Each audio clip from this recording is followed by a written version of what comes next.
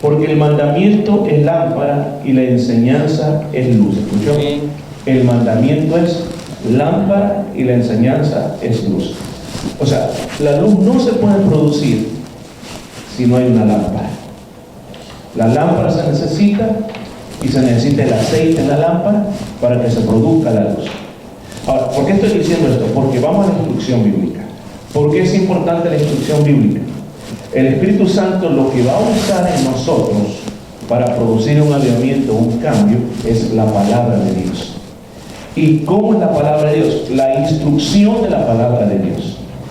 El Señor Jesús dijo de que usted y yo necesitamos ser una luz en medio de esta sociedad. La luz, ¿cómo se producía la luz en los tiempos de Jesús? No con una candelita, con una lámpara. Las vírgenes que esperaban al esposo, que llevaban unas lámparas. ¿Y para qué era? Para alumbrar, necesitaban luz, necesitaban aceite. Entonces, en el tiempo que nosotros hoy estamos viviendo, hermanos, necesitamos la enseñanza de la palabra de Dios en nosotros. Porque esa enseñanza a nosotros nos va a hacer fuertes ante las cosas que están por venir a esta tierra. Así que, dicho esto, afirmado la importancia de la enseñanza bíblica, nos encontramos en el libro de los Hechos. Dijimos que el escritor fue Lucas, el mismo que hizo el Evangelio de Lucas, y que este Evangelio se escribe más o menos unos 40 años después que Jesús había subido a los cielos. Ahora, claro que los acontecimientos que están aquí son acontecimientos que pasan inmediatamente que Jesús se va al cielo. Pero en todo el tiempo que se tardó en escribir, habían llegado casi, estamos llegando no al año 70, entre el año 60, antes del año 70 de nuestra era. Ahí se escribe el libro, ahí se comienza a hablar de todo lo que hizo la iglesia cristiana en esos primeros, podemos llamar, en esos primeros 25 o 30 años más o menos de historia. Y una de las cosas que hizo la iglesia cristiana en esa, cuando uno cierra el libro de los Hechos, fíjense, cuando uno cierra el libro de los Hechos, cuando cierra el último capítulo del libro de los Hechos, uno se da cuenta que ya en ese momento, ya Pablo ya escribió todas sus cartas. Ahí está contenido Corintios, Gálatas, Efesios, Filipenses, Colosenses. Ahí también en ese periodo de tiempo del libro de los Hechos, ya Santiago escribió su carta, Pedro escribió su carta, lo único que estaba pendiente era el Apocalipsis de San Juan, lo que faltaba, pero casi todo había ocurrido. O sea, si uno mira la historia que está contenida en el libro de los Hechos, es casi toda la historia que pasó en el Nuevo Testamento. Entonces, por eso es bien importante entender. Ahora, el nombre del libro se llama Hechos de los Apóstoles. Ahora, ¿por qué se llama Hechos de los Apóstoles? Originalmente, cuando se escribieron estos libros, no es como en nuestra época, el escritor termina el libro y dice: a este libro le voy a poner así y asá y de esta manera y de otra manera. El libro se llamará así. En la Biblia, ¿sabes? Los libros de la Biblia no tenían nombre. Generalmente los libros de la Biblia, por ejemplo, Génesis en el hebreo simplemente era como Génesis comienza, y en el principio. Entonces, Génesis es como Génesis, principio. Éxodo en hebreo habla sobre números, porque el primer versículo de Éxodo dice: y estos son los, y comienza a hablar de los números de los hijos de Israel, pues de la misma manera. Entonces, este libro, cuando se le va a poner el nombre, porque si usted mira, comienza a ver en el versículo número 2, habla de los apóstoles que había escogido. Entonces dice, bueno, este libro, por tradición, se le va a poner Hechos de los Apóstoles. Hay muchos que no están de acuerdo porque dice que se debería llamar los Hechos del Espíritu Santo. Porque lo que uno sí puede ver los apóstoles, claro, como ellos comienzan a moverse y a llevar el Evangelio a todo el mundo. O sea, cuando este libro se cierra, ya estaba evangelizado todo el mundo romano. Imagínense, en poco tiempo, casi en un cuarto de siglo, ya el mundo romano había sido evangelizado. Después hay historias de que otros llegaron hasta la India, pero en este periodo del libro de los Hechos ya se había la iglesia regado por todo el mundo. Ahora, los apóstoles estaban yendo, pero uno puede ver cómo el Espíritu Santo estaba trabajando a través de los apóstoles. Yo le decía la semana pasada, ¿para qué o por qué estudiar este libro? Porque yo creo que la iglesia, donde quiera que esté la iglesia, estamos escribiendo una historia. Y nuestra historia no está basada en la capacidad que usted y yo tenemos, en la inteligencia, en la destreza, en los dones o en los talentos, sino que lo que hoy estamos viviendo la dispensación del Espíritu Santo y los hechos del Espíritu Santo a través de la iglesia. Y por eso yo creo que cuando la iglesia por un momento pierde su camino, pierde la importancia del Espíritu Santo, es que hay que volver una vez más a estos libros y ver cómo el Espíritu Santo trabaja a través de la iglesia en todo momento y en todo tiempo. El día domingo hemos hablado por 3 domingos sobre la importancia de la persona del Espíritu Santo. Espero que esto no sea algo que se nos quede atrás y bueno, ya pasó y el domingo comenzamos con otra cosa. No, sino que eso sea algo que nosotros lo mantengamos vivo entre nosotros, que el Espíritu Santo sea algo real y algo poderoso. Y en resumen podemos decir que la semana pasada básicamente nosotros hablamos de 2 cosas, que dice que Jesús enseñaba. Si usted mira, dice que Jesús, él venía a enseñar, a hacer y a enseñar. Dijimos la importancia de vivir en la palabra, la importancia de no solamente tener una filosofía, sino que ser practicantes de la palabra. Luego también comenzamos a hablar que el Señor les legó mandamientos, que es lo que ellos tenían que hacer, lo que tenían que continuar. Yo hablaba de la importancia de transmitir el legado a nuestras siguientes generaciones. Así que comencemos con el versículo número 3 este día. Y dice, a quienes también, está hablando de los apóstoles, aquí ya no le llamó discípulos. ¿Sabe por qué ya no se llaman discípulos? La palabra apóstol quiere decir alguien quien es enviado. No es un título, más es una misión. Discípulo, ¿se recuerda que dijimos que significa un discípulo? ¿Quién se acuerda que es un discípulo? ¿Ah? Un estudiante. Un discípulo es un estudiante. O sea, cuando decimos esta iglesia, lo que esta iglesia se trata es el discipulado. O sea, ¿qué es lo que estamos haciendo? Queremos enseñarle, queremos que usted se convierta en un estudiante de la Biblia, que usted crezca en las cosas del Señor. Entonces, los discípulos eran discípulos, pero llegó el día de la graduación y el Señor dijo, ahora ya no van a ser discípulos, ahora van a ser apóstoles. Y la palabra apóstol simplemente significa alguien quien es enviado, alguien que es comisionado. Hoy en día se ha tomado como un título, o sea, como quien dice, pastor ya nos quedó muy chiquito, reverendo ya nos quedó muy chiquito, así que ¿por qué no nos ponemos apóstoles? Un apóstol, dice, es más que un pastor. En el original, lo que nosotros estamos viendo aquí, lo que significa la palabra, un apóstol es alguien que es comisionado, ya sea por Jesús, por un ministerio, es enviado a llevar la palabra de Dios.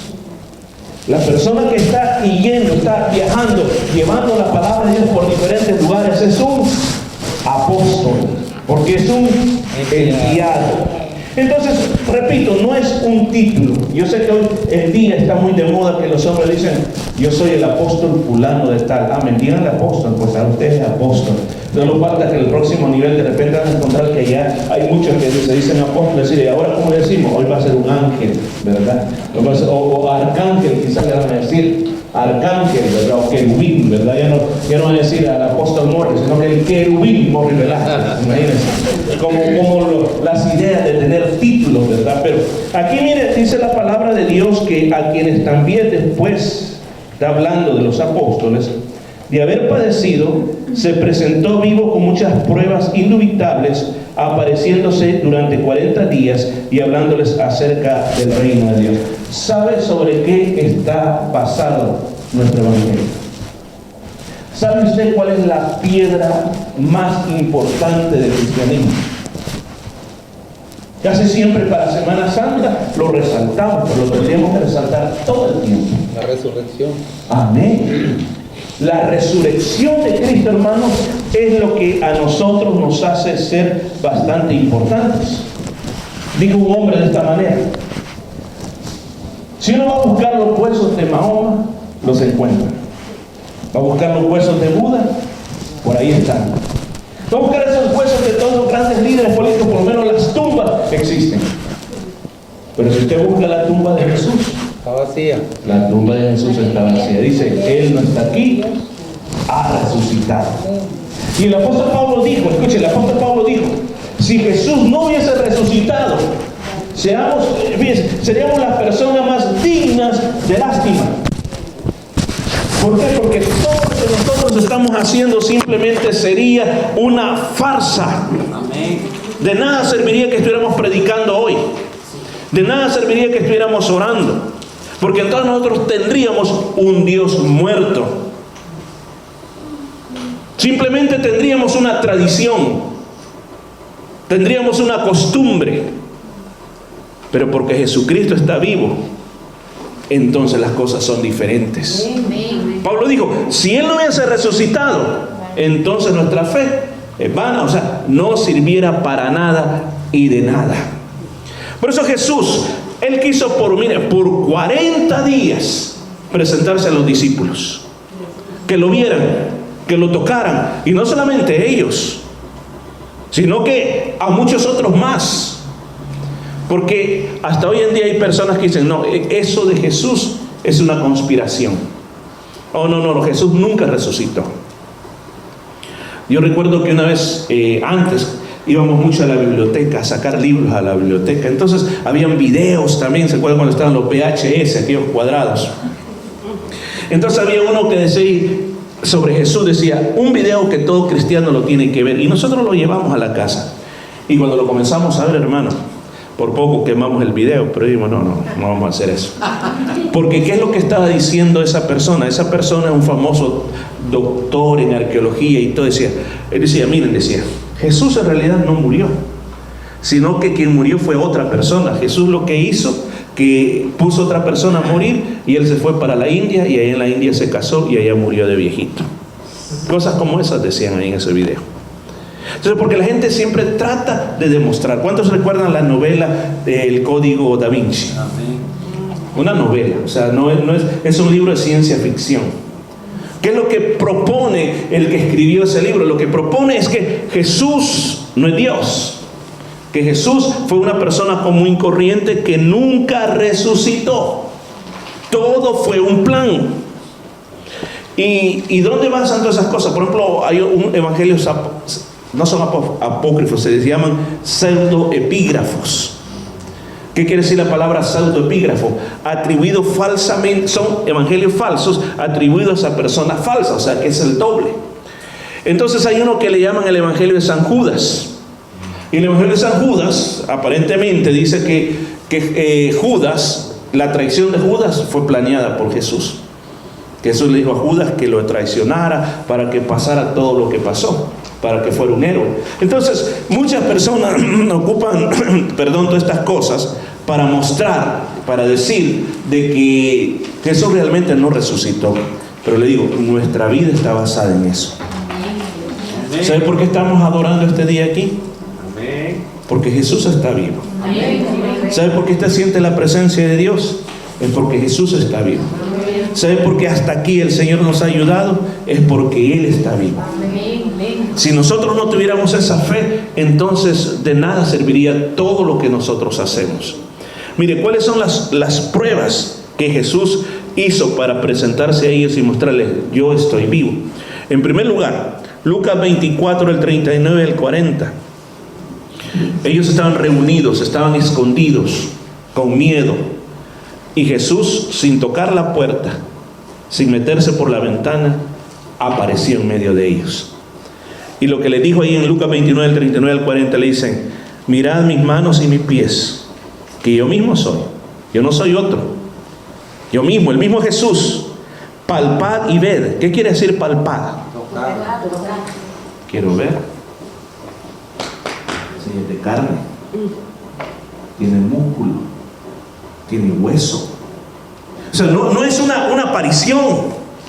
No es un fantasma. Dice, palpad. El Señor en otra palabra dice, vengan, muchachos, tóquenme. Tóquenme. Palpad y ved, mírenme. Y mire cómo dice, porque un espíritu, mire la definición de un espíritu que da el Señor Jesús. Porque un espíritu no tiene carne ni huesos como veis que yo tengo. Aquí hay otra descripción del cuerpo glorificado que usted y yo vamos a tener cuando nos levantemos al final de los tiempos. Carne y hueso. O sea que usted no va a ser un fantasmista, como un fantasma. Usted va a levantar como fantasma, así que no. Va a ser alguien que va a poder ser tocado y va a poder ser visto. Eso es uno de los grandes misterios que está aquí. Y diciendo esto, le mostró las manos y los pies. ¿Por qué cree que le mostró las manos y los pies? Para que vieran, ahí están las heridas. ¿Por qué? Porque alguien podría haber dicho, no, a lo mejor quizás fue el doble, y el que mataron fue el doble, y entonces ahora Jesús solo se presenta. No, vean, tóquenme, que quede registrado eso. Fíjese que dice también en 1 Corintios 15:6, que nos da mucho más pruebas dentro de la palabra de Dios, no otros libros, sino que la palabra de Dios. Dice, después apareció a más de 500 hermanos a la vez. ¿A cuánto les apareció? Más de 500. No se sabe cuántos son. O sea que no solo fue a los discípulos, dice, más de 500 hermanos a la vez, de los cuales muchos viven aún y otros ya duermen. O sea, en la época de Pablo todavía habían personas vivas que habían sido testigos de haber visto a Jesús resucitado. Una cosa era ver a Jesús, el profeta, el Hijo de Dios, en la carne, pero otra cosa fue ver a Jesús resucitado. En Lucas 24:33, y levantándose en la misma hora, volvieron a Jerusalén y hallaron a los 11 reunidos y a los que estaban con ellos. Si usted se da cuenta, cuando estaban reunidos, estaban 11. ¿Por qué estaban 11? ¿Cuántos eran? 12, falta uno. ¿Y quién es el que falta? Judas. ¿Por qué? Porque Judas se había matado. Pero estaban los 11, los originales, más otros, dice. O sea que habían otros discípulos ahí que estaban juntamente con ellos. Cuando llega el día del derramamiento del Espíritu Santo, mire cuántos habían. Hechos 1:15. En aquellos días, Pedro se levantó en medio de los hermanos, y los reunidos eran como de 120 en número. 120 en número. ¿Cuántos estaban en el aposento alto? 120. Ahí dice la Biblia, 120 discípulos esperando la promesa del Espíritu Santo. Ahora, ¿por qué le he dicho eso? Porque usted vea que hay pruebas. Hay otro texto donde habla, el apóstol Pablo cuenta cómo se le apareció a Santiago, que era el hermano del Señor. Y dice, y por último, dice, también se me apareció a mí, dice Pablo. O sea, pruebas que no dan lugar a dudas que el Señor resucitó de los muertos. Ahora, si usted mira también aquí dice que se les estuvo apareciendo durante 40 días.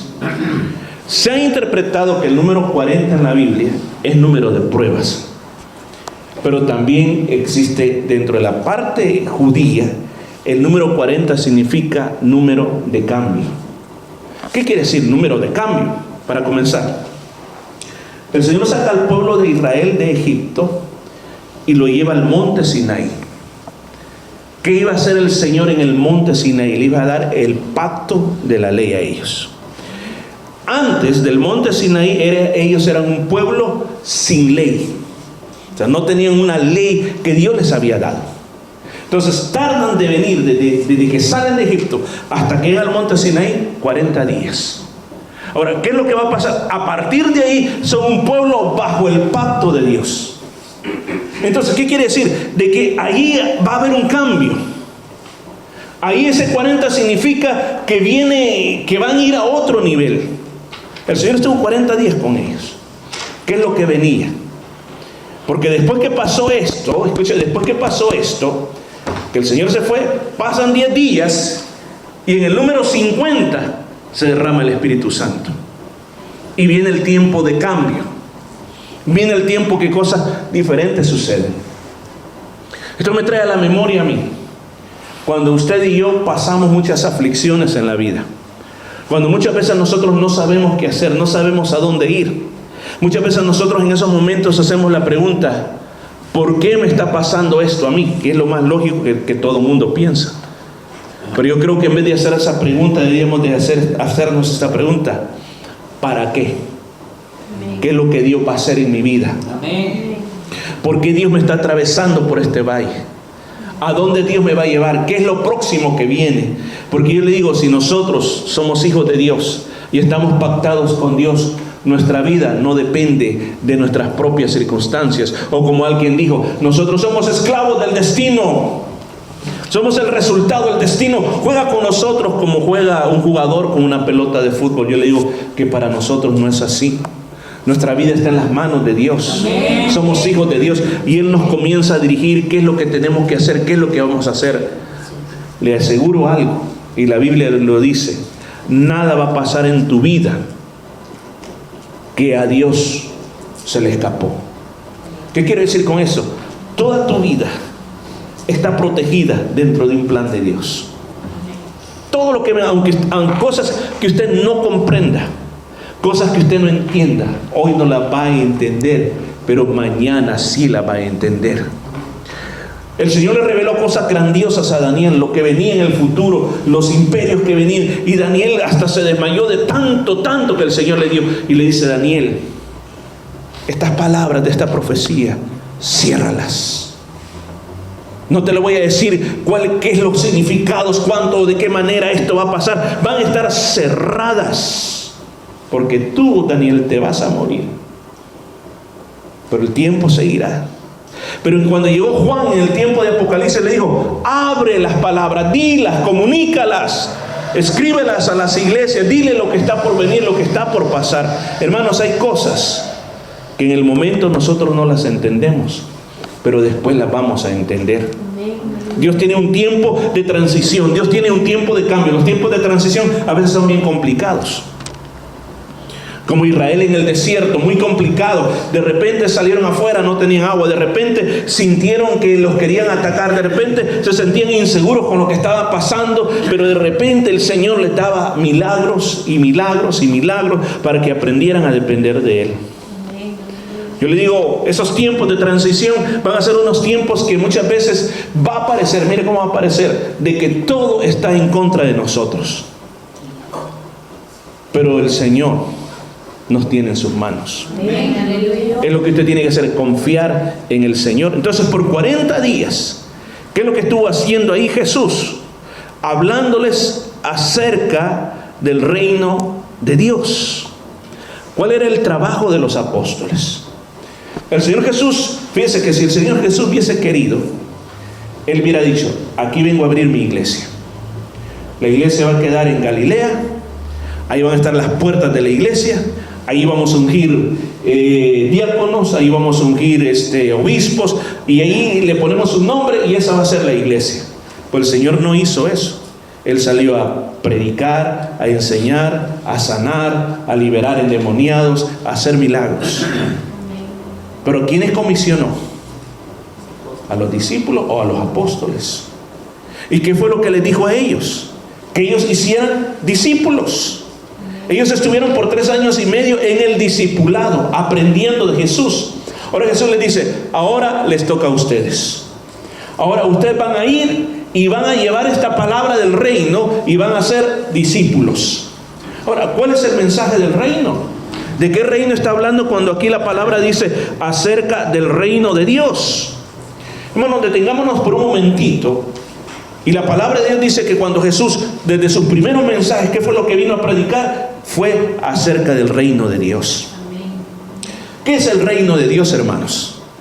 El reino de Dios trasciende, escúcheme bien, trasciende o viene desde el tercer cielo de Dios para querer establecerse en esta tierra. O sea, cuando la voluntad de Dios se hace en esta tierra, entonces el reino de Dios está pasando en esta tierra. Porque todo reino tiene un rey. Entonces hay 2 reinos. La Biblia dice, y lo habla la palabra de Dios en el Nuevo Testamento, que existe el reino de la luz y el reino de las tinieblas. El reino del reino de los cielos es Dios. El rey del reino de las tinieblas es Satanás. Y la palabra de Dios dice que el ser humano cuando nace en el reino de las tinieblas. ¿Escuchó? Cuando nace en el reino de las tinieblas. Y la única manera de salir de ese reino de las tinieblas es cuando nosotros, la luz de Jesús nos alumbra y nosotros, escúcheme bien, aceptamos ese mensaje de salvación y somos trasladados del reino de las tinieblas al reino de la luz.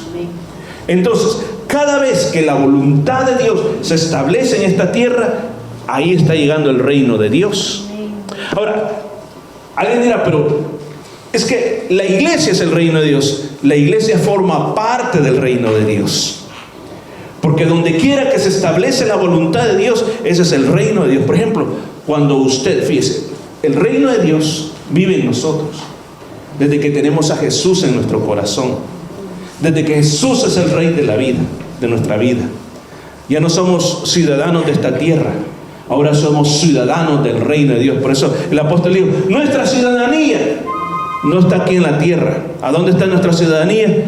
En el reino de los cielos. O sea, si yo me pongo a pensar, me siento orgulloso de haber nacido en el país que nací.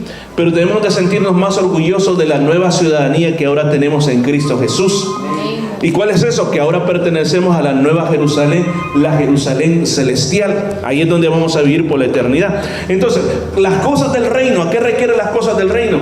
Cuando, por ejemplo, usted ora por otras personas, cuando usted les habla de Dios a otras personas, usted está llevando el reino de Dios a todas esas personas. ¿Qué es lo que el apóstol Pablo dijo? Que el reino de Dios no es comida ni bebida. ¿Quién ha escuchado ese versículo bíblico? Amén. ¿Qué más dice la segunda parte? A ver si me ayudan. ¿Qué más dice la segunda parte? Más o menos, se los dejo de deber para que lo averigüen y la próxima semana me lo traen, qué es lo que dice ese versículo bíblico. Y me lo traen con la cita bíblica, porque la palabra de Dios nos está diciendo que ese reino de Dios no solamente se trata de pasarla bien, sino que se trata de poderes, milagros, cosas grandes que pasan dentro de ese reino, cosas que traen cambio. Mire, cuando nosotros, fíjense cómo afecta esto, cuando nosotros, como hijos de Dios, invitamos a Jesús al corazón, el reino de Dios viene a nosotros. ¿Y qué quiere decir que viene el reino de Dios a nosotros? Viene el nuevo nacimiento en nuestra vida. Ahora, ¿cómo me afecta ese reino? Me afecta ese reino que cuando yo estoy con mi familia, comienzan a pasar cambios en mi vida. No es que soy perfecto, no, yo igual voy a tener imperfecciones. Pero como vive el reino de Dios en mí, me ayuda a que yo pueda mejorar, me ayuda a que yo pueda cambiar, o por lo menos me ayuda a que me esfuerce para ser diferente. ¿Cómo me ayuda el reino de Dios? El reino de Dios me ayuda hasta en mi área de trabajo, en mi área laboral. Porque mientras otras personas, cuando sus trabajos lo que buscan es triunfar de alguna manera, no importa en quién se puedan parar, no importa la artimaña que se ocupe para salir adelante, pues ahora cuando tú tienes el reino de Dios en tu corazón, tú sabes de que vas a llegar allá, porque Dios está contigo. Amén. Vas a salir adelante, porque Dios te está impulsando, porque Dios te está animando. Es que el reino ha llegado a tu vida y donde quiera que vas, tú llevas el reino. En la iglesia, hermanos, fíjense esto, la iglesia puede ser iglesia y la iglesia no puede tener el reino. Pastor, ¿qué está diciendo? ¿Cuál es el principio, la regla básica del reino de Dios? Que se haga la voluntad de Dios. Si no se hace la voluntad de Dios, eso no es el reino de Dios. Entonces, cuando en una iglesia nosotros no hacemos la voluntad de Dios, entonces el reino no está en esa iglesia. ¿Cómo se establece el reino? Cuando nosotros hacemos lo que vino a hacer Jesús. ¿Y qué es lo que vino a hacer Jesús cuando vino a establecer el reino aquí? Vino a anunciar las noticias del reino. Por ejemplo, Mateo capítulo 5, capítulo 6 y capítulo 7 habla de la constitución del reino. ¿Cuántos la han leído? Si no la ha leído, yo le pido que la lea. Esa es la constitución del reino, la carta magna del reino. ¿Le doy una pista? Las bienaventuranzas. Por ahí comienza el Señor. Pon las bienaventuranzas. Pero de ahí comienza a hablar de muchas otras cosas más, de lo que se trata ser parte de ese reino, de cómo uno puede ser ciudadano de ese reino y cómo uno puede vivir en ese reino. Entonces Jesús se lo enseñó bien a sus discípulos, que ahora eran apóstoles. ¿Por qué razón? Porque ellos tenían un trabajo que hacer, igual que nosotros. Recuerde esto que estamos viviendo. El hecho que hoy somos parte de una iglesia no significa que tenemos un compromiso todos los domingos y todos los miércoles. Es más que eso, hermano. Es que nosotros hemos sido llamados a expandir el reino de Dios en esta tierra. Pero pastor, ¿quién soy yo? ¿Cómo voy a expandir el reino de Dios en esta tierra? Hay muchas maneras de expandir el reino. En primer lugar, ¿cuál es una de las primeras cosas como tú puedes expandir el reino? Primero, con tu vida. Con tu vida, estando dispuesto a hacer luz y poder ayudar a otras personas. El otro día miraba un claro ejemplo de esto. Un hombre era criticado porque se arrodilló y le dio gracias a Dios después de que cantó. Y lo criticaron y le dijeron: mira, eso no se hace en público, guárdalo en secreto, eso es algo secreto, en el camerino tienes que hacer eso. Y luego pasa uno de estos hombres que tienen costumbres que le gusta a otro hombre y comienza a hablar de los derechos de ellos en público, en la televisión, a promover, y todo el mundo se queda callado. Nadie dice: óigame, eso es para el camerino, allá atrás de cámaras, allá vaya a hablar de eso, aquí públicamente no está. Pero al cristiano sí le dijeron que no lo hiciera. Y el que le dice era cristiano también le dijeron: no lo haga, pero el otro sí lo podía hacer. Oigan, ellos están tratando de establecer su ideología. Nosotros tenemos que establecer el reino en el corazón de los hombres. Amén. Hermanos, es un trabajo muy grande. Mire, yo le voy a decir algo, y ya con esto vamos a ir terminando. Yo le voy a decir algo bien importante. En cierta medida, y no vaya a malinterpretar lo que yo le voy a decir, en cierta medida, nosotros necesitamos ser apóstoles. No con ese título que diga: mire, de aquí en adelante dígame Apóstol Leonardo, por favor. Y le vamos a mandar a hacer la tarjeta apóstol. Ya no nos vamos a cambiar, nos deberíamos de cambiar el nombre. Son no hermanos, no hermanas, no apóstoles. Bueno, no estoy diciendo que así nos deberíamos de llamar, sino que la idea viene de esto. Sino que está centrado en la labor que tenemos que hacer.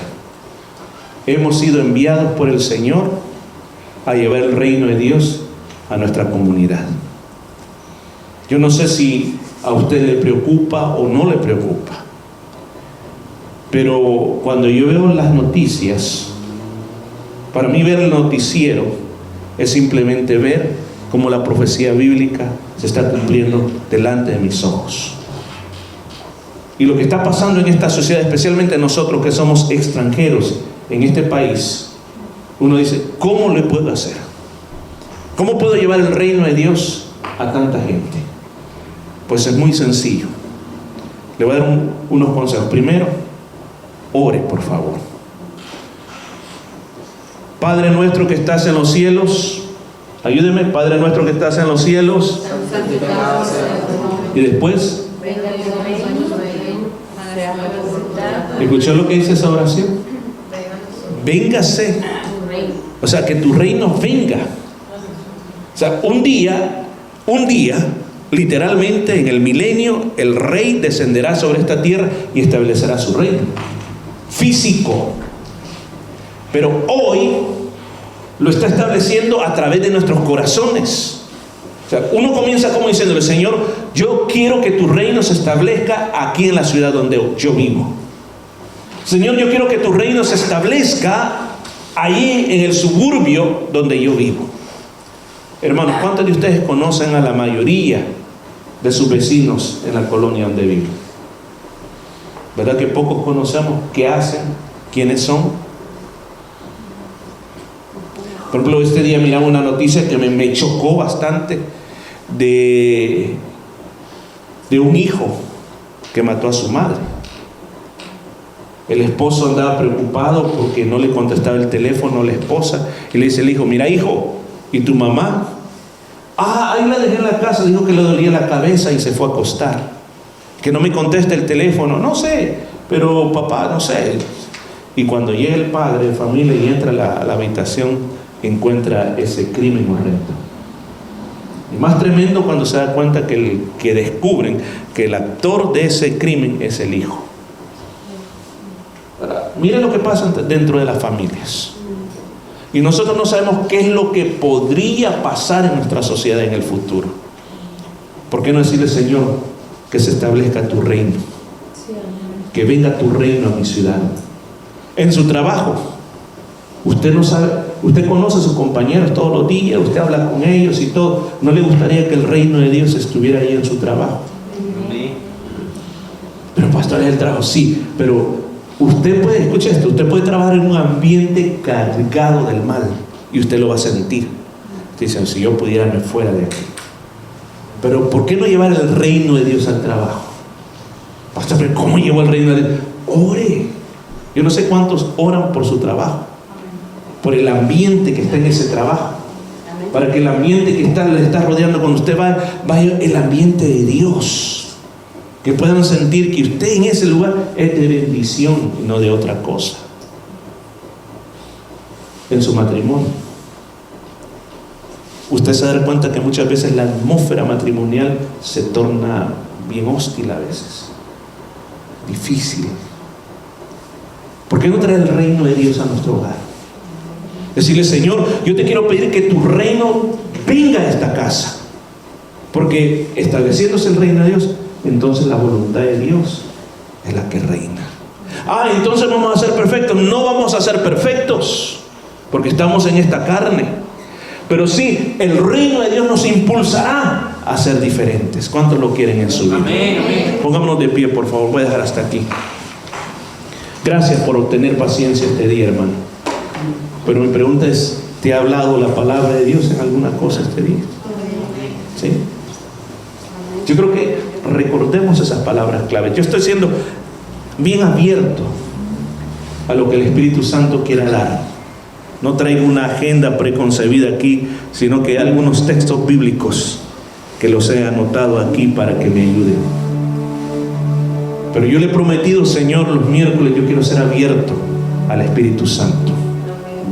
He estudiado esta porción, pero quiero ser abierto al Espíritu Santo.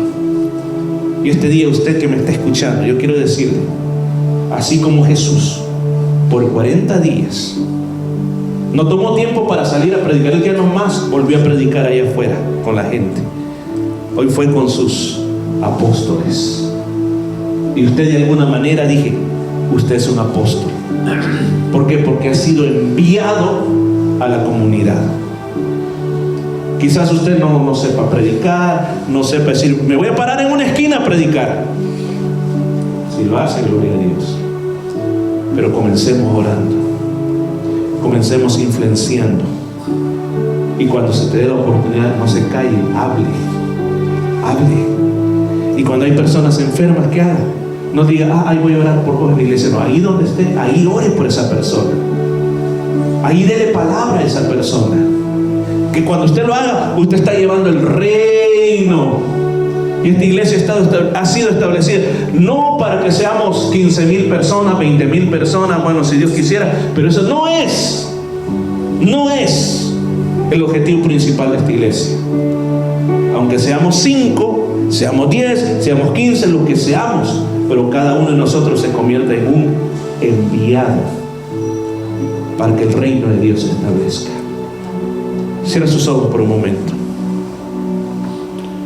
Padre que estás en los cielos, estamos aquí en esta iglesia en un miércoles por la noche, siendo abiertos a lo que el Espíritu Santo quiere decirnos.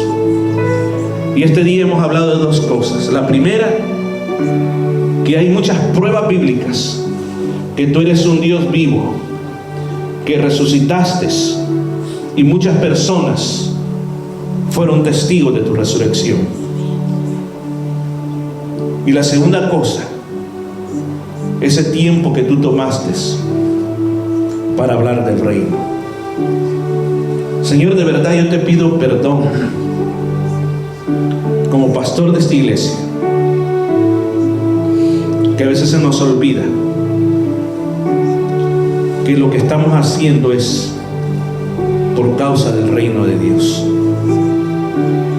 A veces pensamos y venimos a la iglesia diciendo que el Señor me dé algo a mí, quiero llevarme algo a mi casa.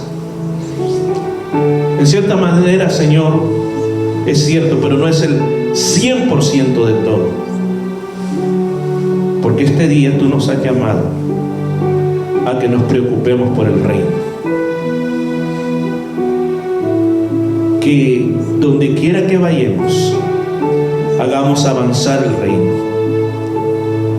que no se nos olvide que somos embajadores también, que tú nos has mandado a este mundo, y no es casualidad que estemos en Australia. Tú nos sacaste de nuestros propios países por voluntad tuya, Señor, y nos has traído a Australia, no para vivir mejor o simplemente para sacarnos de los peligros, sino porque aquí había necesidad de establecer el reino, y los escogidos fuimos nosotros. Padre, que podamos pensar que dejamos nuestra patria no por el hecho de una vida mejor, sino porque aquí había necesidad de obreros que hablaran este idioma, porque iba a venir muchas personas que hablaban esta hermosa lengua del español, y se necesitaban esta clase de obreros que llevaran el reino a ellos. Yo no sé cuánto nos queda en esta tierra, Señor. Yo no sé cuál es el día de tu venida, pero yo sé que es muy pronto. Yo te pido que cada uno de nosotros, de una manera personal, llevemos el reino adelante. Ayúdanos en nuestra familia, primero en nuestra familia, Señor. Que en nuestra familia establezcamos bien el reino. Aunque quizás había miembros de nuestra familia que no creen en ti, no importa, pero nosotros somos portadores del reino. En la iglesia, Señor, que no nos apartemos de hacer tu voluntad, y si nos desviamos, corrígenos, Señor, para que entremos a tu voluntad. En la comunidad, ahí donde vivimos, en el trabajo, en la escuela, que siempre tengamos conciencia que llevamos el reino con nosotros, y donde quiera que vayamos, el reino tiene que ser establecido. Te lo pedimos, Señor. Renuévanos, Señor Jesús. Renuévanos, Señor Jesús, esta noche te lo pido, Señor.